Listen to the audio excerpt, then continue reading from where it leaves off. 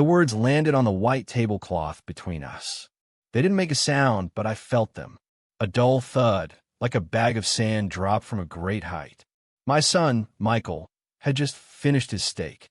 He wiped his mouth with a linen napkin, a gesture of finality. He looked at me, his eyes holding that familiar, impatient glaze he got when he was explaining something he felt I was too old to understand.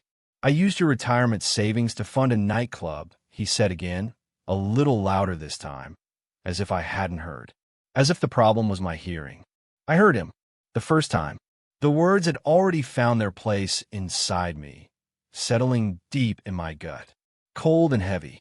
His wife, Jessica, reached across the table and patted my hand. Her rings were cold. "It's an investment, Dad," she said. Her voice was bright, a coat of fresh paint on a rotten wall. A silent partnership. "Michael has been working on this for months. It's going to be huge." I looked at my hand under hers. A dark, wrinkled hand that had held tools for 50 years. A hand that had built their first swing set, fixed their first car, held my wife's hand as she slipped away from this world. Now it was just a thing on a table for her to pat, to soothe. I pulled my hand back. Not quickly, just a slow, deliberate slide across the linen. I folded it in my lap with the other one. Michael sighed. It was a put-upon sound. The sound of a man burdened by a difficult father. "Dad, look, we don't want to bother you with the details. You know you get worked up about these things. It's a sure thing. This place is in the hottest part downtown. We're calling it Elysian. I knew the word. A place for the blessed dead." The irony was so thick I could taste it, bitter as day-old coffee.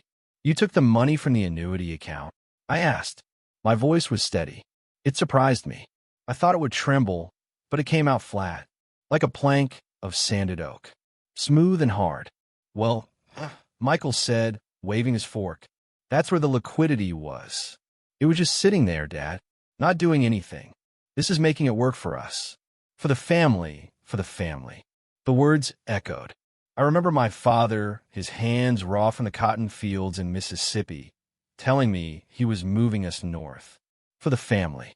I remembered working double shifts at the plant, saving every penny buying this house. For the family.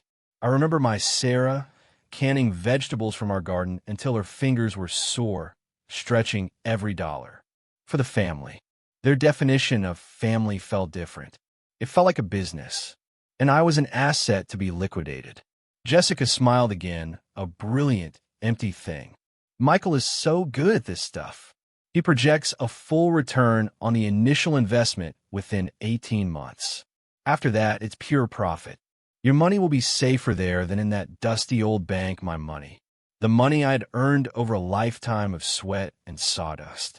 The money Sarah and I had planned to use for travel, to see the Grand Canyon, to visit her sister in Florida one last time. Plans that died with her. The money then became a legacy, a safety net, a final gift for my children and their children, a foundation. Michael had taken my foundation and used it to build a palace of noise and liquor, a place I would never set foot in, a place that was the opposite of everything I had ever built. I looked at my son, at his expensive suit, at the confidence on his face. He didn't see a man. He saw a bank account, an obstacle that had been conveniently overcome with a signature. A signature I must have given him on some power of attorney document he'd pushed in front of me years ago, telling me it was just to make things easier, Dad, in case anything happened, something had happened. I just hadn't realized it until now. I didn't say another word for the rest of the meal. I listened to them talk about lighting fixtures and liquor licenses. I watched them design a future I had paid for, but was not invited to. I ate my fish. It tasted like ash. When the bill came, Michael picked it up with a flourish. My treat, Dad. The drive home was quiet. Michael played some kind of music with a beat, but no heart. Just a frantic thump, thump, thump that rattled the windows of his clean, new car. He dropped me at my curb. "All right, Dad. Get some rest," he said, not looking at me. He was already checking his phone. "We'll talk soon. I'll bring you by some pictures of the renovation." I closed the car door. It made a solid, expensive sound. I stood on the sidewalk and watched him drive away, his red taillights shrinking into the distance until they were gone. The street was quiet. My street. The oak tree my father and I planted in the front yard was a dark giant against the bruised twilight sky. Its roots ran deep under the pavement. Unseen, strong, I walked up the path to my front door. The key felt heavy in my hand. I unlocked the door and stepped inside. The house was silent. It smelled of old wood, lemon polish, and me. I didn't turn on the television. I didn't read the paper. I walked to the living room, to the old record player Sarah had loved so much. I ran my hand over the dark wood of the cabinet. I opened it. I selected a record, not with any thought. My hand just knew which one to find. John Lee Hooker. One bourbon, one scotch, one beer. The needle dropped with a soft crackle. The raw, lonely sound of his guitar filled the room. I sank into my chair. The leather side, a familiar, comforting sound. It was the chair I'd sat in every evening for 30 years. It held my shape. Dash. The music washed over me. It wasn't sad. It was true. It was a man singing about a world that had left him with nothing but a bar stool and a bill. I sat there in the dark. The music played. The record ended. The needle lifted. Silence returned. In that silence, a decision formed. It wasn't born of anger. Anger is a hot, loud thing. This was cold. It was quiet. It was clear as glass. It was the feeling of a carpenter checking his level and finding it perfectly, absolutely true. The trust was broken. The foundation was gone. It was time to build something new. For myself. I did not sleep that night. I sat in my chair until the first pale light of dawn crept through the blinds. I watched the dust motes dance in the sunbeams. I felt a strange sense of peace. The heavy weight in my gut was still there, but it was no longer a shapeless dread. It had a name.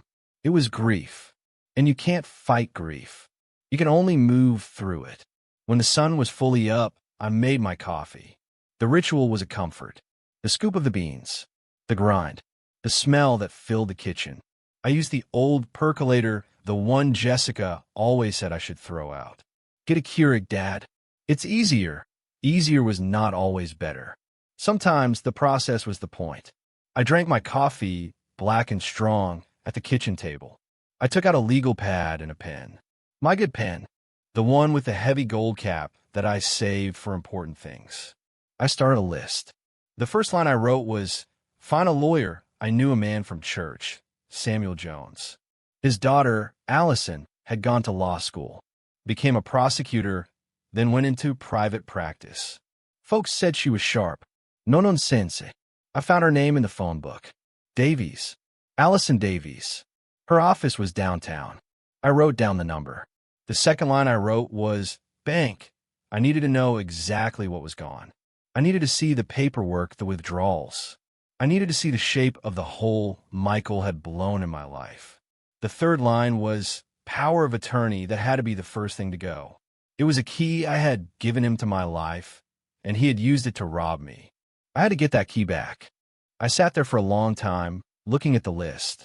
It wasn't a list of revenge. It was a blueprint, a plan for a new structure. My own. At 9 o'clock, I called Ms. Davies' office. Her assistant had a crisp, professional voice. She asked what the matter pertained to. Financial matters, I said. And estate planning. She gave me an appointment for the next day. 2 o'clock in the afternoon. After I hung up, I felt a current of energy. It wasn't excitement. It was purpose. I had a task. I had work to do. For the first time in a long time, I knew exactly what my next step was. I went down to the basement. My workshop was my sanctuary. It smelled of sawdust and oil and sweat. The tools hung on the pegboard, each in its place. Hammers, saws, drills, levels. Each one felt like an extension of my own hands. I had taught Michael how to use most of them. I'd imagined him teaching his own son one day. I walked to the far wall where the big toolbox sat. A heavy, red metal chest. It was my father's. He'd brought it with him from Mississippi. He was a mechanic, not a carpenter, but a good tool is a good tool. Inside were the best of the best. The finely balanced hammer I used for finish work. The set of German screwdrivers with the wooden handles. The brass-bound level that was always true. I had told Michael 100 times, "This will all be yours one day." I opened the lid. The tools lay nestled in their felt-lined drawers. I picked up the hammer. The handle was worn smooth from my father's grip, and then from mine. It felt right in my hand. It felt honest. I stood there for a long time, just holding it. Then, one by one, I began to empty the toolbox. I didn't throw the tools. I didn't toss them aside. I took each one out and placed it carefully on my workbench. Each one a memory. Each one a promise I now had to break. When the red toolbox was empty, it looked hollow. A shell. I closed the lid. The click echoed in the quiet basement. I did not put the tools back. I left them on the workbench, exposed, ready for a new purpose. Then I went back upstairs. I walked into the living room to the mantelpiece above the fireplace. It was crowded with photographs. Michael's graduation, Jessica and Michael's wedding, my grandson, Leo, on his first birthday. In the center was a large silver frame, a family portrait from a few years ago. Me, Michael, Jessica, Leo. We were all smiling. It had been taken at a barbecue in my backyard. I remember that day. I manned the grill like I always did. Michael had complained that my methods were old-fashioned. Jessica had brought a kale salad that nobody touched. I looked at my own face in the picture. I looked tired. I was smiling, but it didn't reach my eyes. I was an accessory in their photo, a background character in their life. I picked up the frame. The glass was cool against my fingertips. I didn't smash it. I just turned it face down. The next day, I put on my good suit, the gray one I wore to church. I polished my shoes until I could see my face in them. A ritual my father had taught me was a measure of a man. Dignity, he'd said, starts at your feet. I drove downtown. I found a parking garage and took the elevator up to the street. The city was loud, a symphony of horns and sirens and people talking too fast. It felt alien. My world was the quiet hum of the suburbs, the chirp of crickets at night, the solitary work in my garage. Allison Davies' office was in a tall glass building that tried to scrape the clouds. The lobby was all marble and hushed whispers. I felt small, an old man in an old suit, but I straightened my shoulders and walked to the elevator. I belonged here. I had an appointment. Her office was on the 24th floor. The view was staggering. The city spread out below like a map. Her assistant led me to a conference room with a long, dark wood table. The air smelled of expensive paper and ambition. Ms. Davies came a moment later. She was tall, poised, and wore a suit that was sharper than mine. She looked to be in her late 40s. She had her father's eyes, kind, but they missed nothing. "Mr. Jackson," she said, extending a hand. Her grip was firm. "It's a pleasure to meet you. I remember you from the church picnics. You always made the best ribs, Ms. Davies." I nodded. "Thank you for seeing me." We sat. She had a yellow legal pad, just like mine, but hers was already filled with neat, precise handwriting. My assistant said it was about estate planning. "What can I help you with?" I took a breath. I had rehearsed this. I laid my hands flat on the cool, polished table. "First," I said, "I need to revoke a power of attorney. It was granted to my son, Michael Jackson." She wrote it down. She didn't ask why. She just nodded. "Okay, we can file a revocation immediately. We'll send a certified letter to him, and to any financial institutions you specify, all of them," I said. "Every single one noted." "Second," I continued, my voice gaining strength. "My son has informed me that he has used my retirement savings from an annuity account to invest in a business. A nightclub." For the first time, her expression flickered, a slight narrowing of the eyes. "He informed you? He didn't ask for your permission?" "He informed me. After the fact. He was able to do this, I assume, using the power of attorney I just mentioned." "Very likely," she said, her voice turning hard as steel. "Mr. Jackson, that is not an investment. That is conversion. It's theft." The word hung in the air. Theft. I had thought it, but hearing it from her, a lawyer, made it real. It solidified it. "I see," I said. "We need to see the documents," she said. "All business now. The POA you signed, the bank statements showing the withdrawal. Do you have access to those? I can get them, I said. I have an appointment at my bank this afternoon. Good, she said. Here's what we're going to do. First, we revoke the POA. That cuts off his access instantly. Second, we send a letter of demand to your son and his business partners. We demand the immediate return of the principal, plus interest. We give him a deadline. If he doesn't comply, we file a civil suit. We can also explore criminal charges, though that's a path you'll have to consider carefully. I thought of Michael in a courtroom. A jail cell. My son, the boy I taught to ride a bike. The thought made my stomach clench. I don't want to send him to jail, I said quietly. I just want my money back. And I want to be separate. She looked at me, a long, searching look. Separate is a good word, Mr. Jackson. It's a clean word. We can achieve separate. There's more, I said. The house. It's in my name, paid for. But I have a will. It leaves everything to him. The house, the savings, the tools. Everything. You want to change your will, she stated. It wasn't a question. I want a new will entirely, I said. And I want to talk about a trust. A living trust. She nodded slowly, a small, grim smile on her face. Now you're thinking like a king, Mr. Jackson, building your own walls. I can certainly help you with that. We talked for another hour. I told her everything. The casual disrespect. The years of being treated like a piece of furniture. The final, stunning confession over dinner. She listened.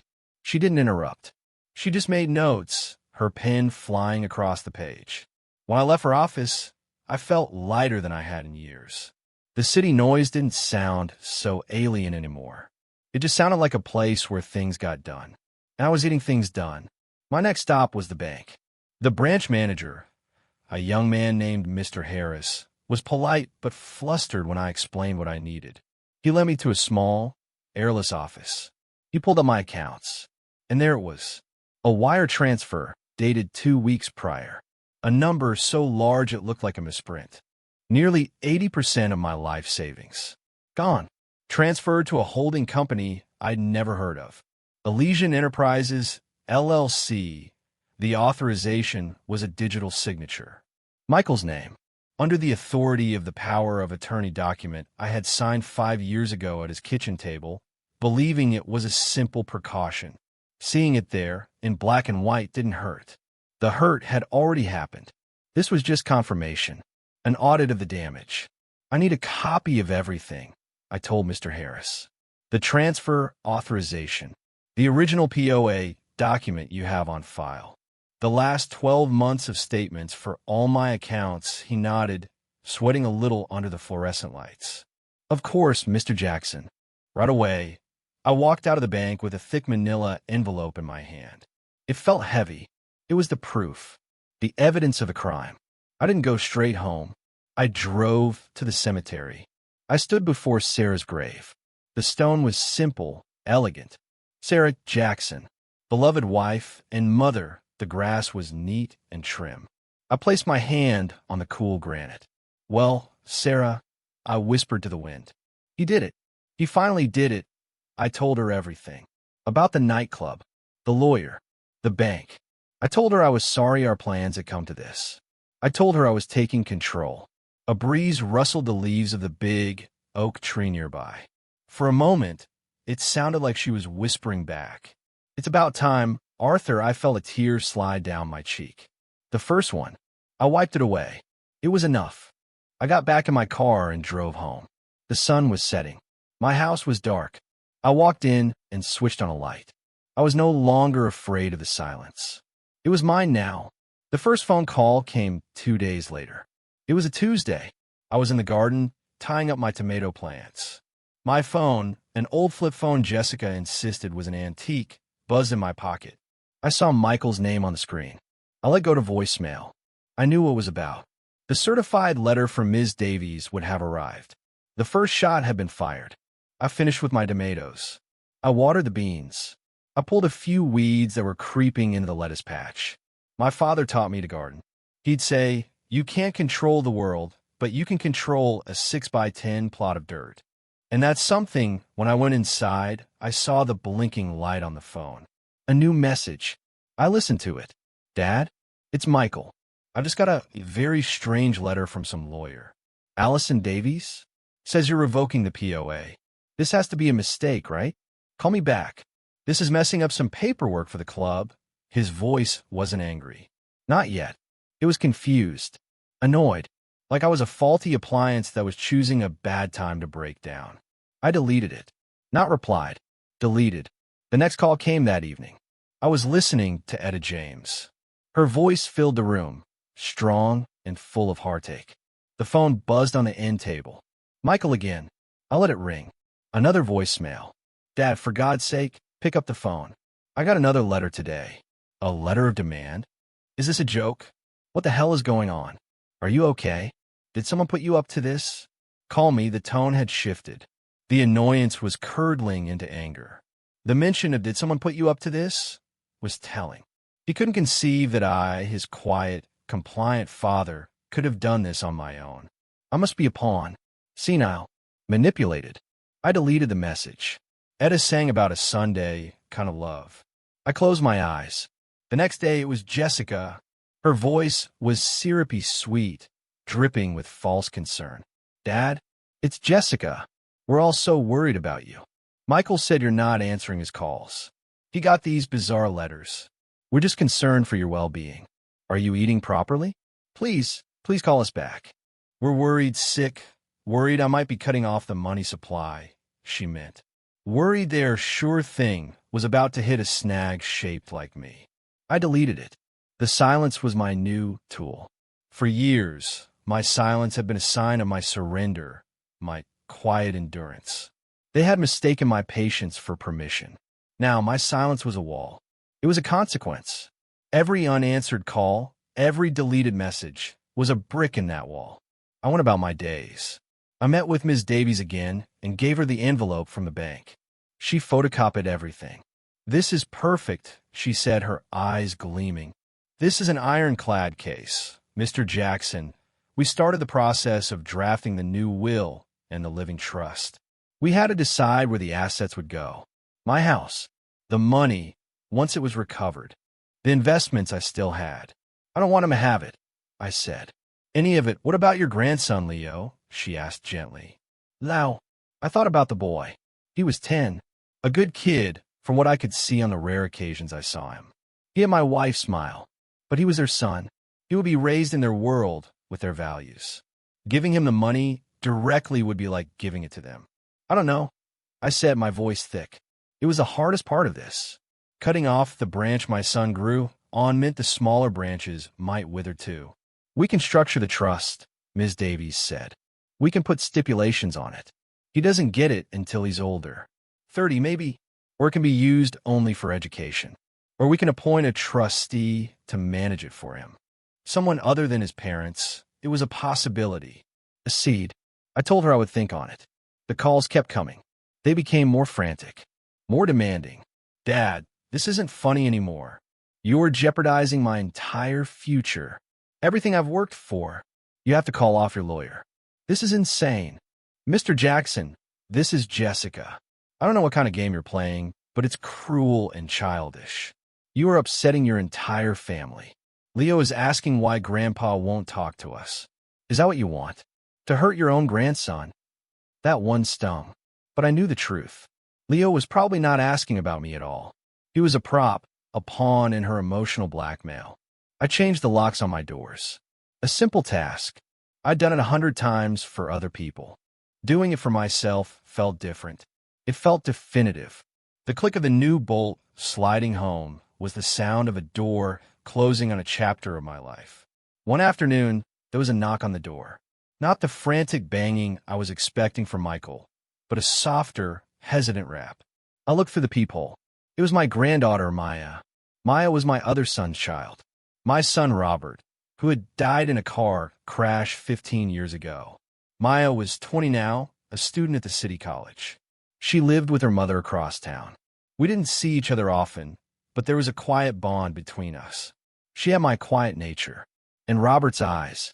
I opened the door. She stood there on my porch, holding a brown paper bag of groceries.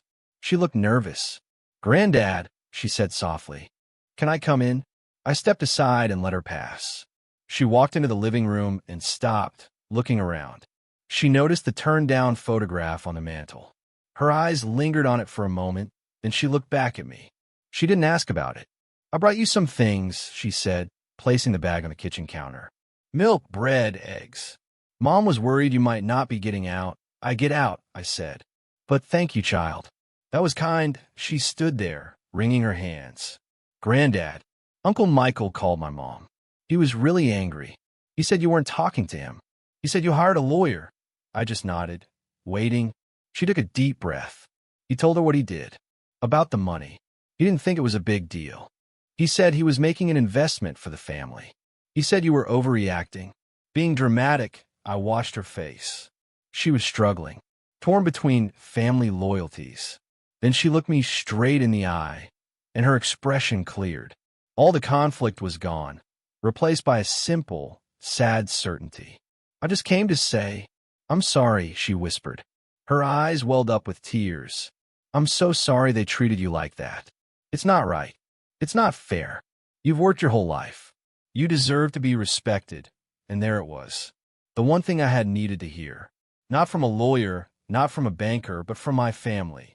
From the part of my family that still remembered what the word meant.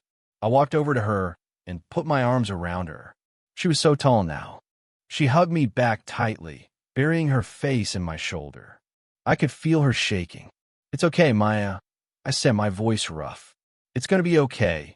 She was the seeing eye, the one who understood without needing a long explanation. She saw me. The man, not the bank. We sat at the kitchen table for an hour.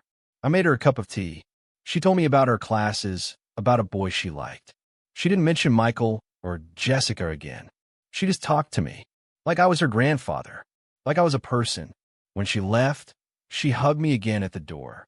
You do what you have to do, Granddad, she said. Don't worry about what they think. You just do what's right for you. I watched her walk down the path and get into her little beat-up car. As she drove away, I felt a weight lift from my shoulders that I didn't even know was there. I wasn't alone. My family wasn't entirely gone. The best part of it was still there. The part that Robert and Sarah had put into the world. It had just found a different branch to grow on. I went back inside and walked to the phone. I picked it up and called Ms. Davies. Allison, I said, it's Arthur Jackson. I made a decision about the trust. The next few weeks were a whirlwind of quiet, methodical activity. Ms. Davies was a marvel. She moved with the swift, merciless grace of a hawk. A formal demand for the return of my funds was delivered to Michael by a process server. It gave him 30 days to comply before a lawsuit was filed that would name him, Jessica, and their Elysian Enterprises as defendants. The letter also included a motion to freeze the LLC's assets pending litigation, which would effectively halt construction on the nightclub. This will get his attention, she'd said, a grim satisfaction in her voice. While that fuse burned, we worked on the rest. I made the decision to sell the house. It was too big for me now. Every room was a ghost.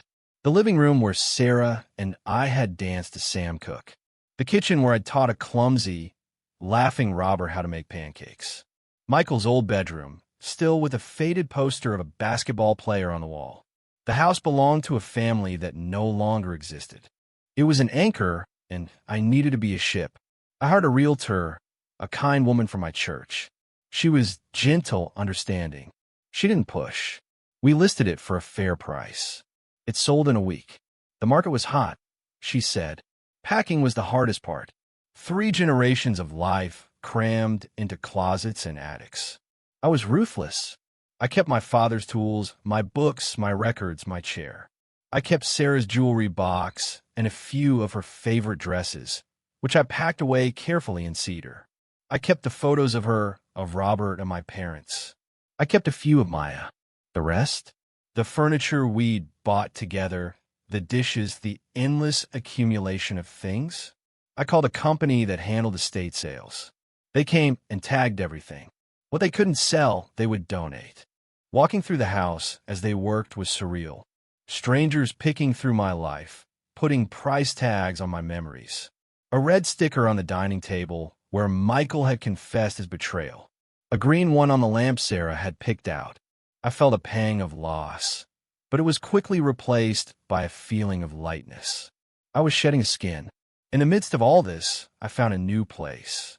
A small, two-bedroom apartment in a quiet, well-kept building on the other side of town, near Maya's college. It had a small balcony that got the morning sun. It was clean, modern, and anonymous. It was perfect. It was a blank page.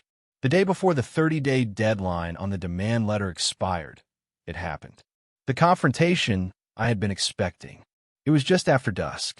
I was packing the last box of books in my now hollow-sounding living room. A car screeched to a halt at the curb.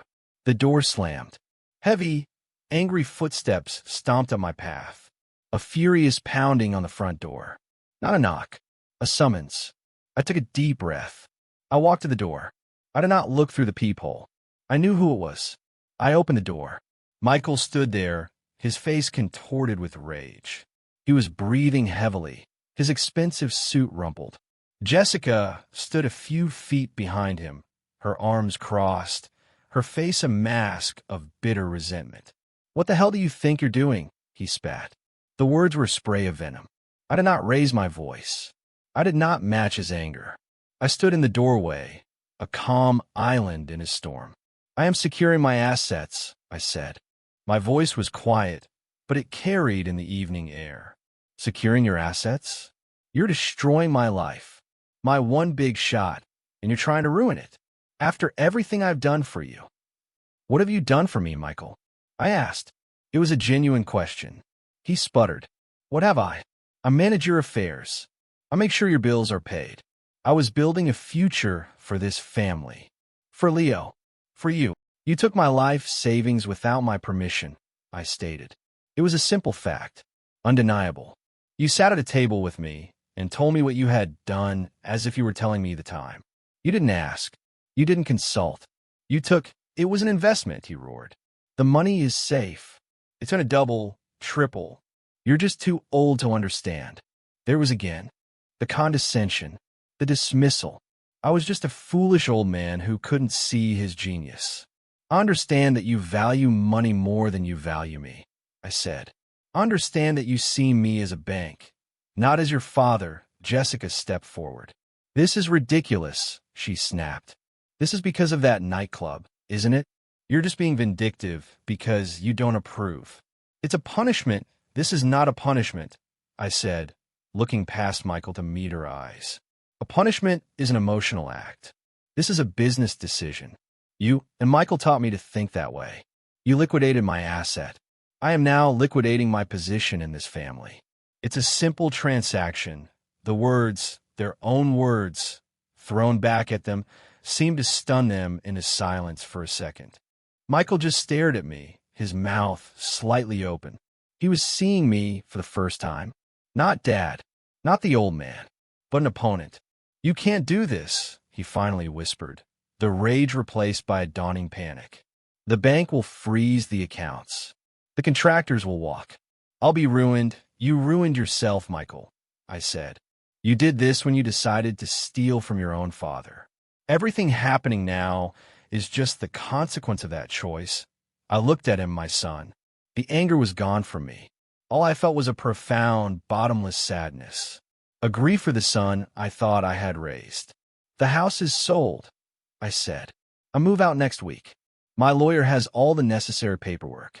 She will be in touch with your lawyer to arrange the return of my funds. If they are not returned in full by the deadline, she will proceed with a lawsuit." "Where are you going?" Jessica asked, her voice suddenly small. "That is no longer your concern," I said. I looked at Michael one last time. "I loved you," I said. It felt strange to use the past tense, but it was the truth. The man he was now, I did not love. I did not even know him. And then I did the final thing. I closed the door. I didn't slam it. I just closed it gently. The new lock clicked into place with a quiet, satisfying finality.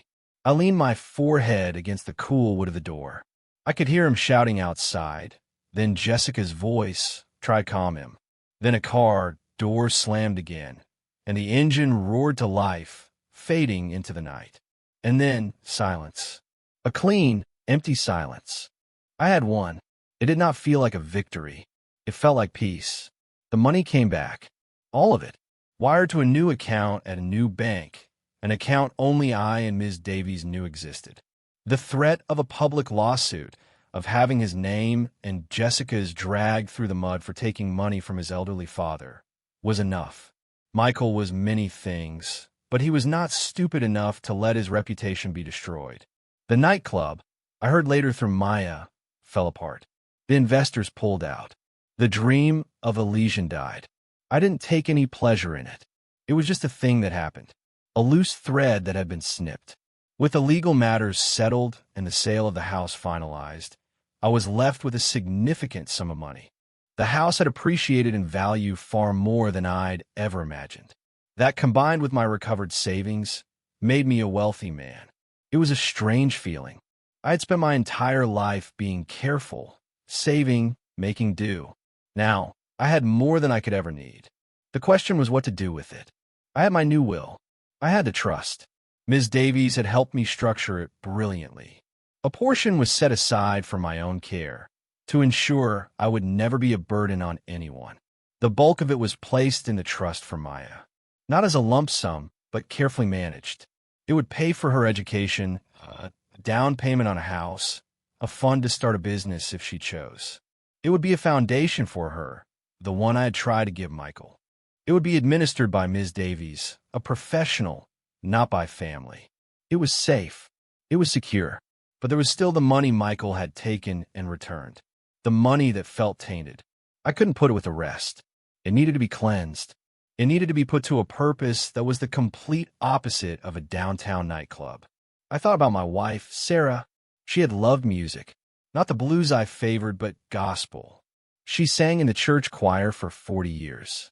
Her voice wasn't the strongest, but it was full of spirit. She always said the sound of a choir was the sound of hope. Our church, the First Baptist, had a youth choir. It was always struggling. Old robes, tattered sheet music, a keyboard that was missing a few keys.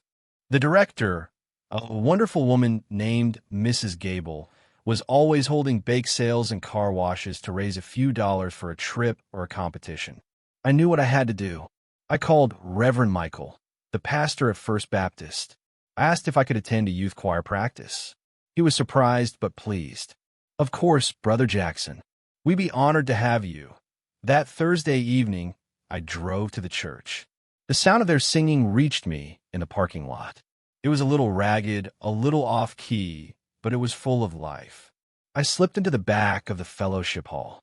Mrs. Gable was at the front, waving her arms, encouraging them. There were about 15 kids, ranging in age from 8 to 16. They were dressed in jeans and T-shirts. They were all colors, all sizes. They were a perfect, messy reflection of a neighborhood. They were singing an old hymn. His eye is on the sparrow. I sat on a metal folding chair and listened. I watched their faces. Some were serious, concentrating hard. Some were smiling, swaying to the music. A little boy in the front row was singing his heart out, his eyes squeezed shut. And I saw it. I saw the future. Not a future of profit margins and VIP lounges, but a future of community, of shared joy, of kids learning to lift their voices together, to create something beautiful out of nothing but air and spirit. This was a foundation. This was a real investment.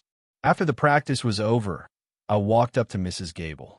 She looked tired but happy. "Brother Jackson," she said, wiping her brow. "What a nice surprise. You have a wonderful choir, Mrs. Gable," I said. "They sing with a lot of heart." "Oh, they're good kids," she beamed. "They try so hard. I just wish I could do more for them. Our robes are practically threadbare, and we'd love to go to the state competition next spring, but the travel costs are just—" She trailed off, shaking her head. I reached into my coat pocket. I pulled out an envelope. "I would like to make a donation," I said, "on behalf of myself and my late wife, Sarah. She loved this choir." I handed her the envelope. She took it, her brow furrowed in confusion. She opened it. Inside was a cashier's check. She looked at it. Her eyes went wide. She looked at it again, holding it closer, as if the number couldn't possibly be real. She looked up at me, her mouth open. She couldn't speak. The amount on the check was the exact amount Michael had taken from me. To the penny. Brother Jackson, she stammered. I don't understand. This is more money than we've seen in 20 years. I want you to use it for the choir, I said simply. Buy new robes. Get a proper piano. Take them to the state competition. Take them to the national one if you can. Set up a scholarship fund for the graduating seniors. I want this money to help these children sing. Tears began to stream down her face. She wasn't a woman who cried easily. I'd known her for 30 years. God bless you, Arthur Jackson, she whispered, clutching the check to her chest like a prayer. God bless you, I just nodded. I felt a profound sense of rightness. The money was clean now. It had been washed in the sound of children singing. It had been returned to the community from which it had been earned. I walked out of the church into the cool night air. I felt 10 pounds lighter. I hadn't just given money away. I had taken something ugly and transformed it into something beautiful. It was the best kind of carpentry. My new life began. It was a quiet life. A simple one. My apartment was small, but it was mine. I arranged my few possessions just so. The worn leather chair sat by the window, overlooking a small park. My record player was on a stand next to it. My books filled a single bookcase. I developed new rituals. I'd wake up early, make my coffee in the quiet kitchen, and sit on the balcony as the sun came up. I'd watch the city wake up. The distant hum of traffic was a comfort, a reminder that the world was moving, and I was a part of it, but on my own terms. I read history books, biographies, novels. I never had time to read much before. Now, I had all the time in the world. I started a journal, a simple, spiral-bound notebook. I wrote down my thoughts. October 12th. Today, I bought a new plant for the balcony. A geranium. Red. Sarah liked red. The air feels clean today. I listened to Miles Davis. It sounded like the city. November 3rd, Maya came by. She brought a pumpkin pie her mother made. We sat and talked for 2 hours. She is studying history. She asked me about my father and the migration.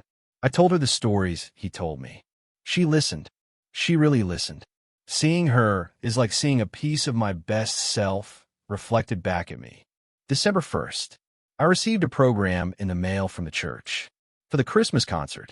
On the back was a note, the Sarah and Arthur Jackson Youth Choir. Underneath, a message from Mrs. Gable. They sound like angels. Come and hear them, I will go. I did not feel lonely. I felt solitary. There's a difference. Loneliness is a lack. Solitude is a presence. The presence of yourself. I had spent so many years being a father, a husband, a provider, that I had forgotten what it was like to just be Arthur. I was getting to know him again. He was a quiet man. He liked order. He enjoyed the grain of a good piece of wood, the taste of strong coffee, the sound of a blues guitar. I liked him. One day a letter arrived. It was addressed in handwriting I recognized immediately. Michael's. It was the first direct contact in almost 6 months. My first instinct was to throw it away, unopened. Another demand. Another accusation. But I didn't. I was a different man now. I was not afraid of his words. I slid it open with the knife I used to open my mail. I sat in my chair and unfolded the single sheet of paper. Dad, it began. I don't know if you'll even read this. I guess I deserve that. I have had a lot of time to think these past months. Losing the club. At first, I was just angry. At you. I thought you had sabotaged me. But the anger faded, and I was left with just the truth. What you said at the door that night. It plays over and over in my head. You value money more than you value me. You were right. I was so caught up in proving myself, in being a big shot, that I forgot what was important. I saw your money as a tool, a means to an end. I didn't see it as your life, your work, your sacrifice. I didn't see you. Jessica and I have separated. The failure of the club was the final straw. She said I was a failure. Maybe she's right. I feel like one. I'm not writing this to ask for money, or even for forgiveness. I know I have no right to ask for that. I am writing this to say, I am sorry. I am sorry I betrayed your trust. I am sorry I was a bad son. I hope one day you will let me try to be a better one. Michael. I read the letter twice. My hands did not tremble. My heart did not race. It was a start, an apology, maybe a genuine one, maybe just the words of a man who had hit rock bottom and had nowhere else to turn. The old me, the man who had sat in that house waiting for his family to notice him, would have wept. He would have picked up the phone. He would have said, "It's okay, son. Come home." But I was not that man anymore. I folded the letter and placed it on the small table next to my chair. I did not throw it away, but I did not answer it either. The door to that relationship was not locked and bolted as it had been before, but it was not wide open. It was cracked, just a little. Whether it ever opened again would depend not on his words, but on his actions. It would be on my terms. In my time, I looked out the window. The sun was setting, painting the clouds in shades of orange and purple. Down in the park, a dog was chasing a ball. A young couple walked hand in hand. I felt a sense of peace so profound it was almost a physical presence in the room. It was the peace of a man who owned himself, a man who had faced the ghosts of his past and had not flinched, a man who had taken the broken pieces of his life and built something smaller, quieter, but stronger and more true. I stood up, went to the record player, and put on a new album I'd bought, B.B. King. The sound of his guitar, Lucille, filled the small apartment. It was a sound of sorrow, yes, but also of survival, of resilience, of a deep and abiding dignity. It was the sound of my own soul, and it was enough.